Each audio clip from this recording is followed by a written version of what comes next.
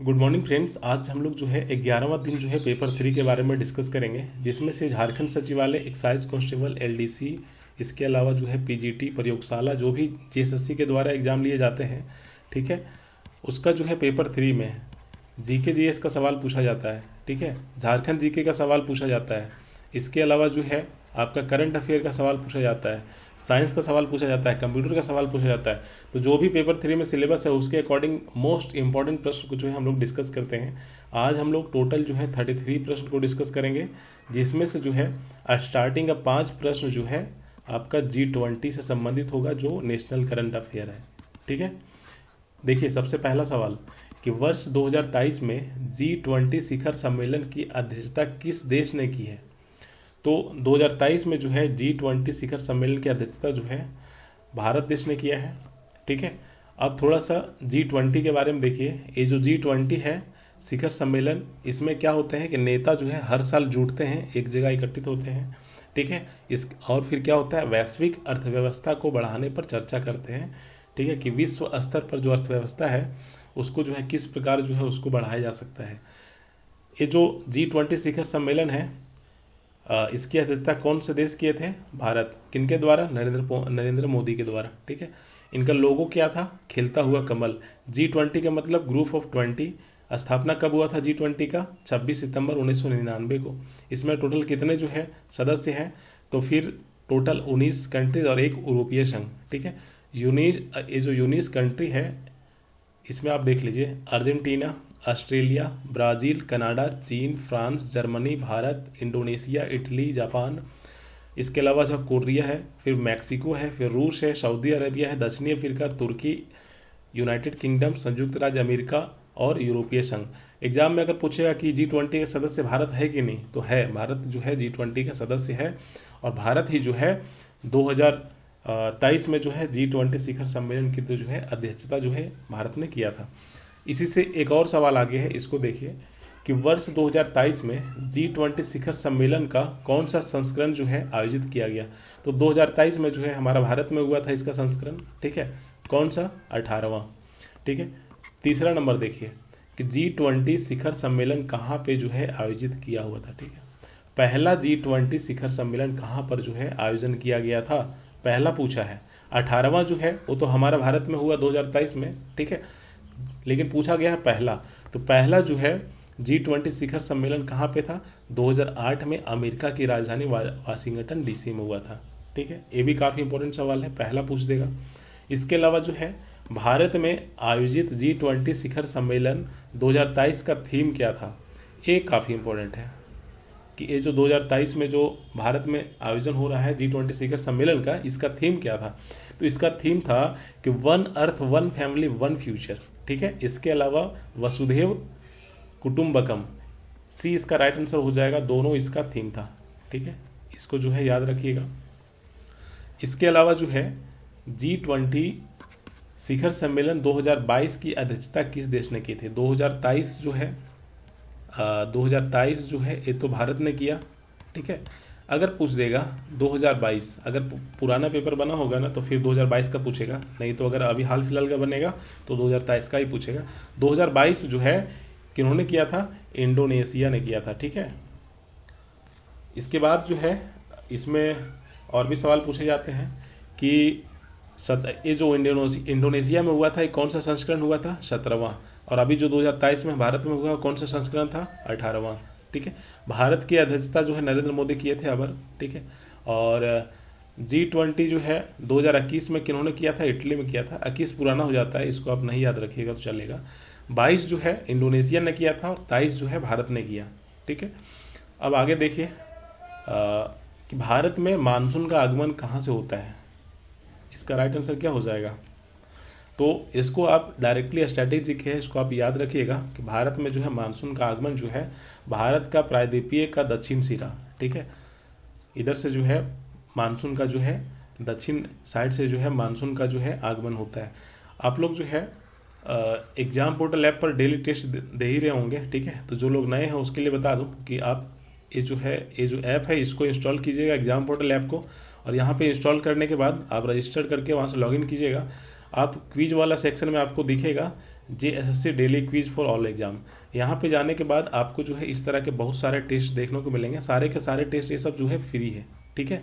इसमें जो है आप जाइएगा तो उसके बाद सबसे ऊपर वाला जो होगा आज के डेट का टेस्ट उसको दीजिएगा। टेस्ट देने के बाद आपको जो है मार्कशीट वहाँ पे मिल जाएगी, लेकिन रैंक लिस्ट जो है अगले दिन जो है हमारे टेलीग्राम ग्रुप में मिलेगा, ठीक है।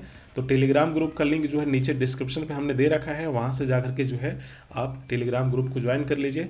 आपको वहाँ पर जो है ये जो PDF है जो आप क्लासेस लेते हैं ये PDF भी आपको मिल जाएगी, साथ ही साथ जो है क्लास का वीडियो का लिंक भी मिल जाएगा, ठीक है। और इसके साथ जो है टेस्ट वगैरह जो ऐप पर हो रहा है उसका टेस्ट का जानकारी भी आपको इसी टेलीग्राम ग्रुप पर मिल जाएंगे, ठीक है।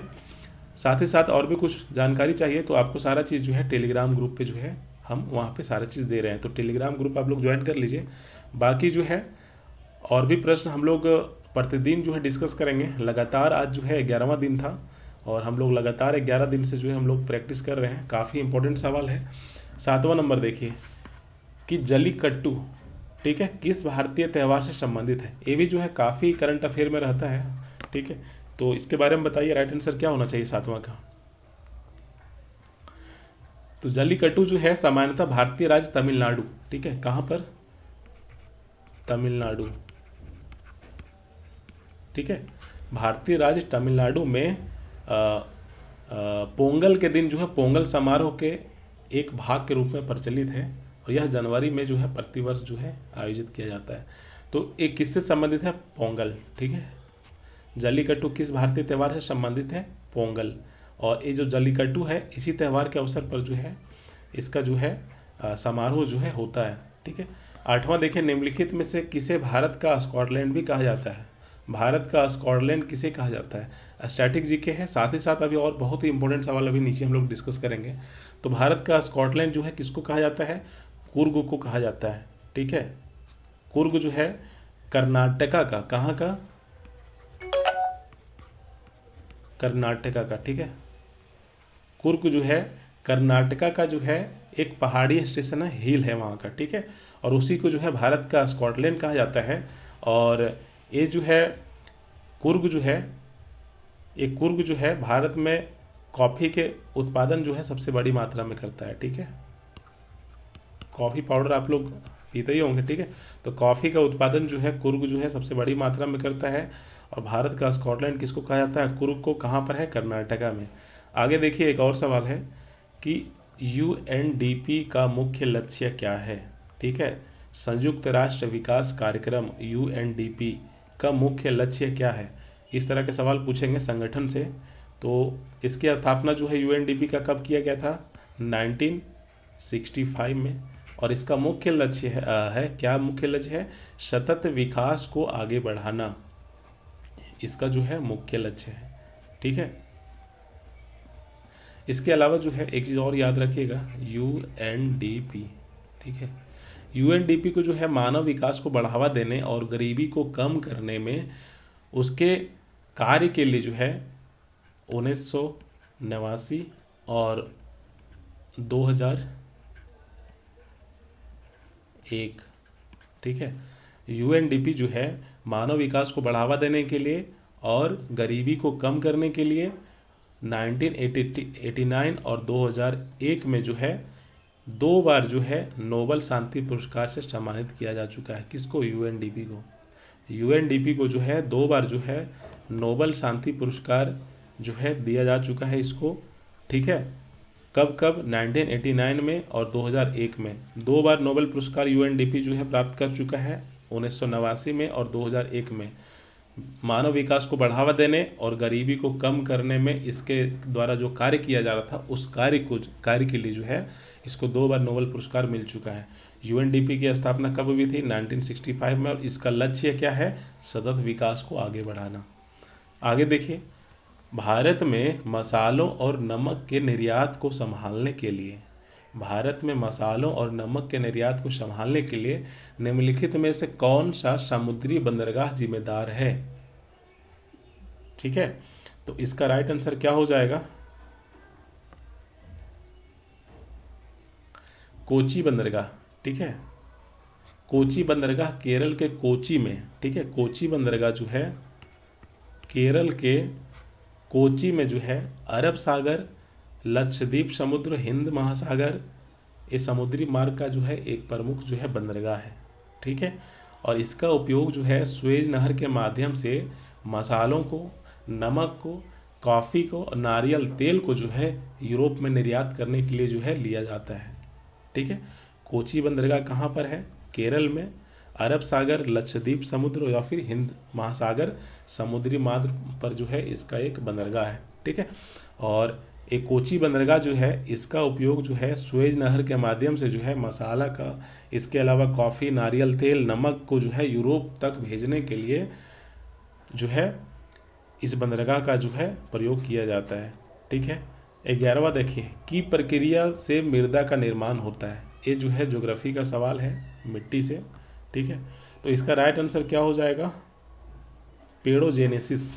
ठीक है, पेडोजेनेसिस की प्रक्रिया से मृदा का जो है निर्माण होता है। आगे देखिए, भारतीय संघ के किस भाग में संघ और उसका क्षेत्र विषय दिया गया है? किस भाग में? तो भारतीय संघ के किस भाग में संघ और उसका क्षेत्र जो है विषय दिया गया है? भाग 1 में। ठीक है, भारतीय संविधान के भाग 1 में जो है संघ और उसके क्षेत्र के विषय जो है दिया गया है। ठीक है, और यह जो है आर्टिकल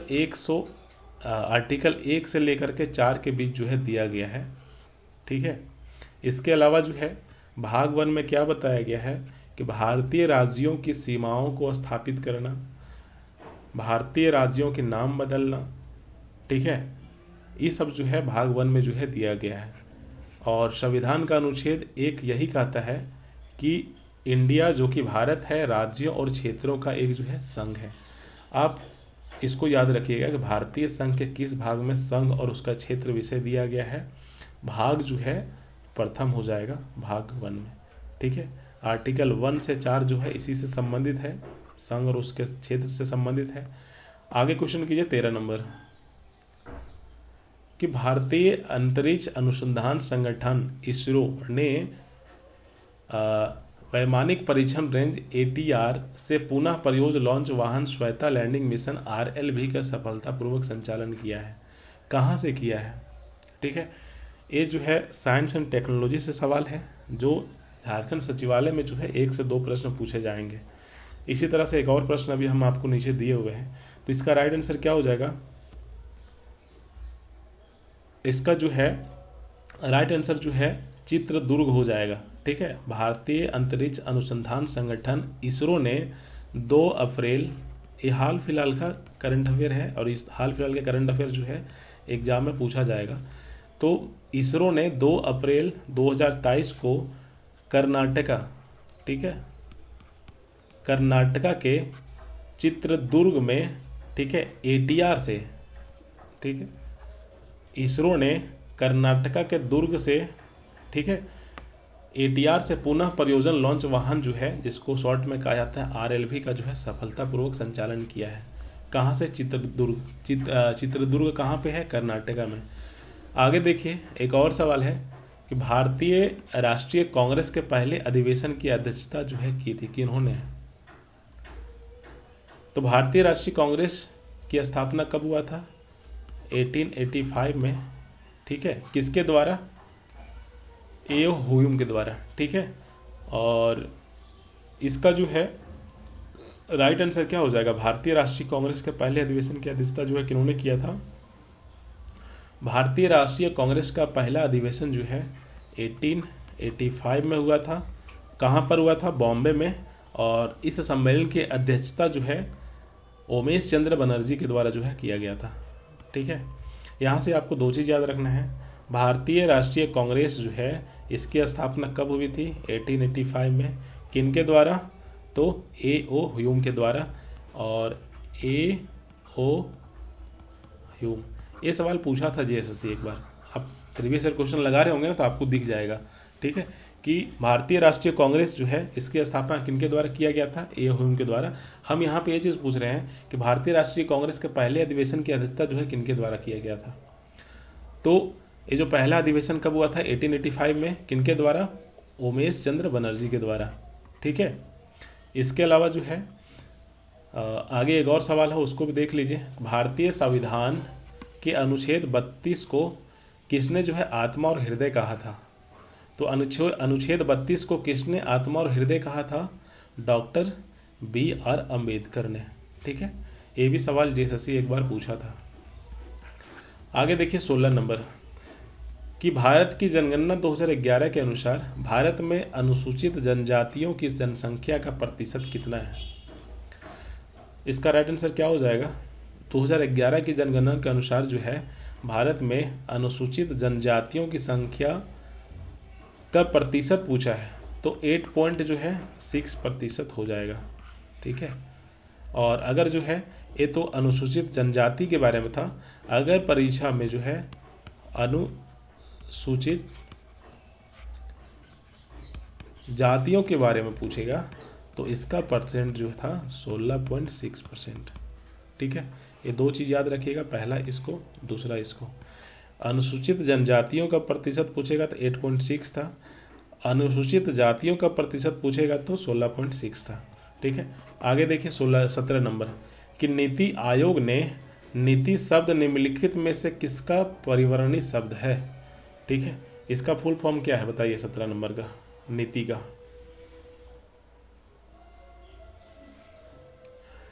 ये तो टेक्नोलॉजी इंडिया होगा नहीं, मतलब सी इसको काट दीजिए।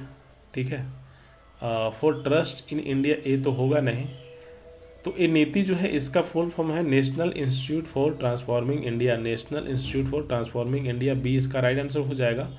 ठीक है, और ये जो है नीति आयोग जो है भारत सरकार के द्वारा जो है एक थिंक टैंक है। ठीक है, पहले जो है योजना आयोग के नाम से जो है जाना जाता था, लेकिन भारत सरकार के द्वारा जो है 2015 में जो है इसका नाम बदल करके क्या रखा गया? नीति आयोग। ठीक है, इसके बाद जो है एक और सवाल है 18 नंबर, इसको कीजिए। ये समझ में आ गया ना 17 नंबर की नीति का जो है फुल फॉर्म क्या होता है? National institute for transforming India. ठीक है, इसके अलावा जो है नीति आयोग जो है इसको पहले किस नाम से जाना जाता था? योजना आयोग के नाम से। ठीक है, और योजना आयोग का नाम बदलकर 2015 में क्या रख दिया गया? नीति आयोग। ठीक है, इसके अलावा जो है नीति आयोग जो होते हैं, नीति आयोग जो होता है इसका अध्यक्ष कौन होता है? प्रधानमंत्री होता है। ठीक है, नीति आयोग से और भी संबंधित आने वाले क्लास में बहुत सारे प्रश्न देंगे, आप लोग जो है डेली क्लासेस को देखिए, आपको बहुत ही अच्छे अच्छे प्रश्न मिलेंगे जो डायरेक्टली एग्जाम में पूछा जाएगा। ठीक है, निम्नलिखित में से किस संवैधानिक निकाय के बारे में भारतीय संविधान के अनुच्छेद 315 से 327 संबंधित है? 315 to 323, इसका संबंध आर्टिकल का किससे है? तो इसका संबंध जो है आर्टिकल का जो है यूपीएससी से है। ठीक है, 315 जो है संघ और राज्यों के लिए लोक सेवा आयोग का वर्णन जो है 315 में है। इसका राइट आंसर हो जाएगा सी, लोक संघ सेवा आयोग के बारे में। ठीक है, कि भारतीय संविधान के अनुच्छेद 315 से 327 तक जो है यूपीएससी सदस्यों के चयन के साथ साथ आयोग के कर्तव्यों और उसके अधिकारों से संबंधित है। ठीक है, ये भी सवाल पूछा था कि आर्टिकल जो है 315 किससे संबंधित है? ये सवाल जेएसएससी एक बार पूछा था। आपको ये सवाल नहीं पूछे, आपको कुछ और पूछे हैं कि आर्टिकल 315 से लेकर के 327 जो है किससे संबंधित है? तो इसका राइट आंसर सी हो जाएगा, संघ लोक सेवा आयोग, यूपी। ठीक है, यूपीएससी से। आगे देखिए एक और सवाल है कि भारत में हम कोरल रीफ कहाँ पाएंगे? कोरल रीफ जो है कहाँ देखने को मिलता है? तो कोरल रीफ के बारे में थोड़ा सा देख लीजिए। कोरल रीफ क्या होता है कि एक जल के नीचे एक पारिस्थितिकी तंत्र होता है और चूना पत्थर से बनी विशाल संरचनाएं होती है। जैसे जल है, ठीक है, जल के नीचे जो है आप लोग कभी देखे होंगे कैमरा वगैरह जल के नीचे ले जा करके नीचे की चीज़ दिखाते हैं, मछली वगैरह, तो यहाँ पे जल के नीचे देखते होंगे तो पत्थर वगैरह दिखाई देता है, मछली वगैरह दिखाई देता है। ठीक है, तो यही चीज़ यहाँ बताया गया है कि कोरल रीफ एक जल के नीचे एक पारिस्थितिकी तंत्र होता है और चूना पत्थर से बनी विशाल जो है संरचनाएं होती है। ठीक है, ये कहाँ को देखने को मिलता है? तो ये जो है कच्छ की खाड़ी में देखने को मिलता है, मन्नार की खाड़ी में देखने को मिलता है रामेश्वरम में, ठीक है। अंडमान निकोबार में देखने को मिलता है कोरल रीफ। इसके अलावा जो है लक्षद्वीप समूह में देखने को मिलता है। इसके अलावा जो है मालवान के क्षेत्रों में भी देखने को मिलता है। तो यहाँ पे उज्जैन गलत होगा, राजस्थान गलत होगा, मदुरई गलत होगा, रामेश्वरम, ठीक है। मन्नार की खाड़ी रामेश्वरम में जो है यह कोरल रीफ देखने को जो है मिलता है। आगे देखिए 20 नंबर, कूनो नेशनल पार्क किस राज्य में अवस्थित है। ये भी जो है हाल फिलहाल का करंट अफेयर का सवाल है और इसको देखिएगा, कूनो नेशनल पार्क किस राज्य में अवस्थित है। तो यह जो है मध्य प्रदेश में, ठीक है, एमपी में जो है अवस्थित है, ठीक है। और ये जो कूनो राष्ट्रीय नेशनल पार्क है इसको जो है 2018 में जो है राष्ट्रीय उद्यान का जो है दर्जा दिया गया था। कहाँ पर है, मध्य प्रदेश में, ठीक है। इसके अलावा जो है यहाँ पे जो है अफ्रीकी चीता, इसके अलावा तेंदुआ, ये सब जो है इस पार्क में देखने को मिलते हैं। 21 नंबर सवाल कीजिए कि 2023 में इनमें से कौन सा पुरस्कार जो है आशा भोसले को प्रदान किया गया था। ये भी जो है करंट अफेयर का सवाल है। तो इसको जो है 21 नंबर में आशा भोसले को जो है लता दीनानाथ मंगेशकर पुरस्कार जो है दिया गया था। इसको आप याद रखिएगा। 22 नंबर का सवाल कीजिए, ये भी करंट अफेयर का सवाल है, नेशनल करंट अफेयर का, कि इसरो जो है 22 अप्रैल 2023 को किस देश के उपग्रह का प्रक्षेपण कर रहा है। 22 अप्रैल 2023 को किस देश के उपग्रह का प्रक्षेपण कर रहा है, ठीक है। इसका राइट आंसर क्या हो जाएगा, सिंगापुर का, ठीक है। सिंगापुर का जो है एक नाम है, आप इसको याद रख सकते हैं, TELEOS2, ठीक है। इसी उपग्रह को जो है लॉन्च करेगा, ठीक है। इसरो जो है 2022 को, ये तो लॉन्च हो चुका है, 22 अप्रैल पार हो गया ना, तो इसको लॉन्च कर चुका है, ठीक है। इसको जो है 22 अप्रैल को ही जो है लॉन्च किया गया था दोपहर 2 बजे, ठीक है। कहाँ पर, कहाँ से, तो श्रीहरिकोटा जो है वहाँ से जो है, ठीक है। इसका राइट आंसर क्या हो जाएगा, सिंगापुर का जो है ये जो आपका सिंगापुर का जो है ये जो उपग्रह है इसको जो है लॉन्च किया 22 अप्रैल को इसरो ने। इसको आप याद रखिएगा। इसके अलावा जो है सुंदरवन डेल्टा निम्नलिखित में से किस जानवर का घर है। सुंदरवन डेल्टा जो है निम्नलिखित में से किस जानवर का घर है।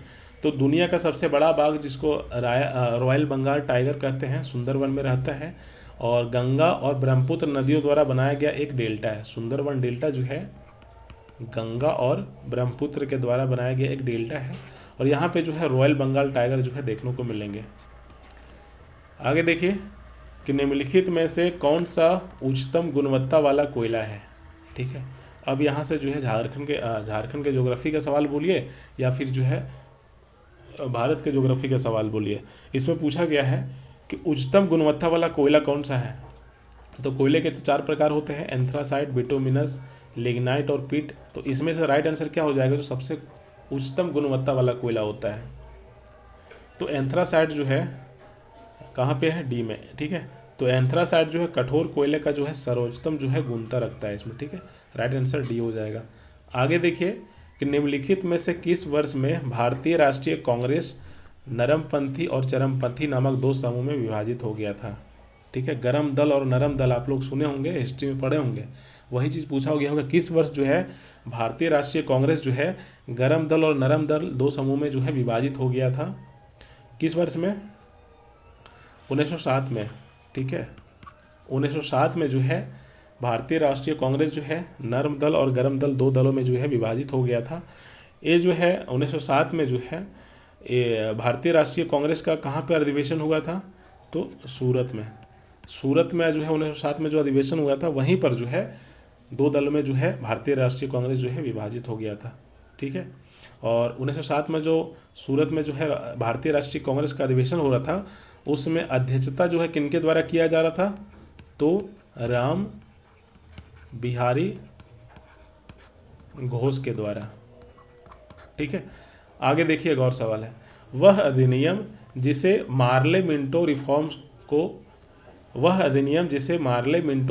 को किसके नाम से भी जाना जाता है। ये जो मार्ले मिंटो रिफॉर्म्स है इसको किस नाम से भी जाना जाता है, तो सही उत्तर हो जाएगा भारतीय परिषद अधिनियम 1909, ठीक है। भारतीय परिषद अधिनियम 1909 को जो है मार्ले मिंटो रिफॉर्म्स के नाम से भी जाना जाता है। 27 नंबर सवाल कीजिए कि निम्नलिखित में से वह घटना जालियांवाला बाग हत्याकांड जो 13 अप्रैल 1919 को हुआ था के बाद के प्रभाव के रूप में हुई। तो इसका राइट आंसर क्या हो जाएगा? ये थ्योरी वाला थोड़ा ज़्यादा थ्योरी इसमें दिया हुआ है, तो इसको देखिए, इसका राइट आंसर क्या हो जाएगा? तो ये जो जालियांवाला बाग हत्याकांड हुआ था 13 अप्रैल 1919 को, इसके बाद जो है क्या हुआ था कि हंटर कमीशन जो है ब्रिटिश सरकार के द्वारा जो है नियुक्त किया गया था। इसका राइट आंसर क्या हो जाएगा? सी हो जाएगा। ठीक है, इसके बाद जो है आगे जो है एक और सवाल है, इसको कीजिए। झारखंड का सवाल है कि झारखंड की शिल्पी जनजाति कौन है? गोंड, माल पहाड़िया, माहली या फिर खड़िया? तो इसका राइट आंसर जो है शिल्पी जनजाति कौन सा है? माहली है। ठीक है, ये जो जनजाति है झारखंड की एक शिल्पी जनजाति है जो बांस की कला में दक्ष मानी जाती है। बांस का टोकरी वगैरह जो बनाता है, बांस का जो है टोकरी हो गया या फिर बांस का जो है बहुत कुछ बनता है। तो बांस से संबंधित जितने भी कला है, ये कला जो है माहली जनजाति लोग ज़्यादा जो है इसमें दक्षता माने जाते हैं, ज़्यादा ये सब लोग करते हैं। ठीक है, आगे देखिए 19 नंबर, इसका आंसर क्या होगा कि निम्नलिखित में से किस जनजाति में गोत्र नहीं पाया जाता है? इसको VVI कर लीजिए और इसको यादें कर लीजिएगा एकदम, कि निम्नलिखित में से किस जनजाति में गोत्र नहीं पाया जाता है? माल पहाड़िया। ठीक है, तो झारखंड के संथाल परगना क्षेत्र में निवास करने वाली जो माल पहाड़िया है, इसमें जो है गोत्र नहीं पाया जाता है। और माल पहाड़िया की भाषा को क्या कहा जाता है? मालतो। ठीक है, और ये जो मालतो है और ये जो माल पहाड़िया जो जनजाति है वो प्रजातीय दृष्टि से जो है प्रोटोस्टुलाइट समूह में जो है इसको रखा गया है। ठीक है, लेकिन जो है रिजले जो है उसके अनुसार जो है इसको जो है द्रविड़ वंश को जो है माना है। रिजले के अनुसार जो है माल पहाड़िया को जो है द्रविड़ वंश का मानते हैं, लेकिन इसको जो है कई किताबों में जो है प्रजातीय दृष्टिकोण से इसको जो है प्रोटोस्टुलाइट समूह में जो है रखा गया है।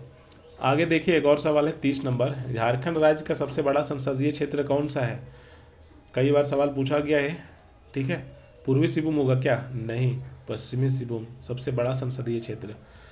अगर पूछेगा कि सबसे छोटा संसदीय क्षेत्र कौन सा है, तो आपका राइट आंसर हो जाएगा चतरा।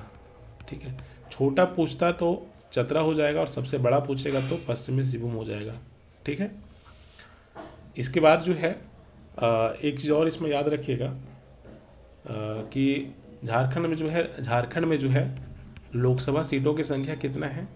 14 है। लेकिन अभी जो है फिलहाल लोकसभा सीटों की संख्या कितना है? 14 है। लेकिन अभी हाल फिलहाल करंट के न्यूज में जो है आ रहा है कि झारखंड में लोकसभा की सीटों की संख्या जो है बढ़ने वाली है। ठीक है, तो उसका कंफर्म न्यूज जो है मेरे पास अभी तक नहीं आया है, लेकिन अभी तक जो है 14 ही है, जिसमें से सबसे बड़ा पश्चिमी सिंहभूम और सबसे छोटा जो है चतरा है। ठीक है, आगे देखिए झारखंड विधानसभा के प्रथम मनोनीत व्यक्ति कौन थे? ये भी जो है झारखंड के स्टैटिक से सवाल है। तो झारखंड विधानसभा के प्रथम मनोनीत व्यक्ति कौन थे? जोसेफ पेचेल गलस्टीन। ठीक है, इसका राइट आंसर क्या हो जाएगा? पहला। ठीक है, झारखंड में जो है विधानसभा में सीटों की संख्या कितनी है?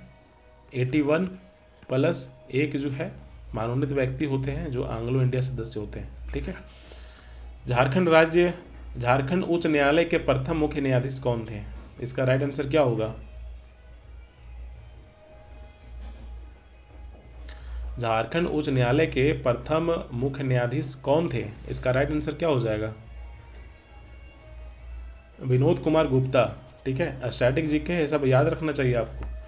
33 नंबर देखिए कि वर्ष 2000 में झारखंड राज्य के गठन के बाद राज्य में कितनी बार राष्ट्रपति शासन लागू हुआ है? कितनी बार? 3 बार लागू हुआ है। कब कब? एक जो है 2009 में लगा है। ठीक है, 2009 में लगा है। दूसरा जो है 2010 में लगा है, 2010 में, और तीसरा जो है 2013 में लगा है। ठीक है, ये तो हर किसी को आता है कि झारखंड में कितने बार राष्ट्रपति शासन लागू हुआ है? 3 बार। ठीक है, कब कब? 9, 10, 13। आप लोग तो याद, क्लास में और भी प्रश्न को डिस्कस करेंगे। आप लोग जो है क्लासेस कैसा लग रहा है, आप लोग अपना प्रतिक्रिया जो है, आप लोग लाइक बटन को जो है उसको प्रेस करके आप अपना प्रतिक्रिया दे सकते हैं। लाइक कीजिए, शेयर कीजिए और हमारा जो चैनल है, आप लोग जो जो नए हैं आप लोग जो है सब्सक्राइब कर लीजिए हमारे चैनल्स को, ठीक है। और इसके अलावा इस ऐप को इंस्टॉल करके जो भी टेस्ट होता है डेली उसको जो है आप लोग दिया कीजिए, ठीक है। जो क्विज सेक्शन वाला है, यहाँ पे जो टेस्ट ले रहे हैं फ्री में, आप इसको दीजिए। क्विज वाले सेक्शन में सारे के सारे टेस्ट फ्री हैं। एक तो डेली क्विज हो रहा है, ये तो फ्री है। झारखंड एसआई का 33 सेट में से लगभग 17-18 टेस्ट ले चुके हैं, ये भी फ्री है, आप इसको भी दीजिए। यहाँ भी जो है आपको करीब 50 से 60 टेस्ट जो है आपको फ्री में मिल जाएंगे, इसको भी आप देख सकते हैं। लेकिन डेली आपको ये वाला देना ही है, ठीक है, इसको आप लोग दीजिएगा। फिर जो है हम लोग कल के क्लास में, ठीक है, डे 12 को डिस्कस करेंगे और कल भी जो है इसी तरह से और भी इंपॉर्टेंट सवालों को डिस्कस करेंगे, ठीक है। आज इतना ही रखते हैं, बाकी हम लोग नेक्स्ट क्लास में डिस्कस करेंगे। Thank you.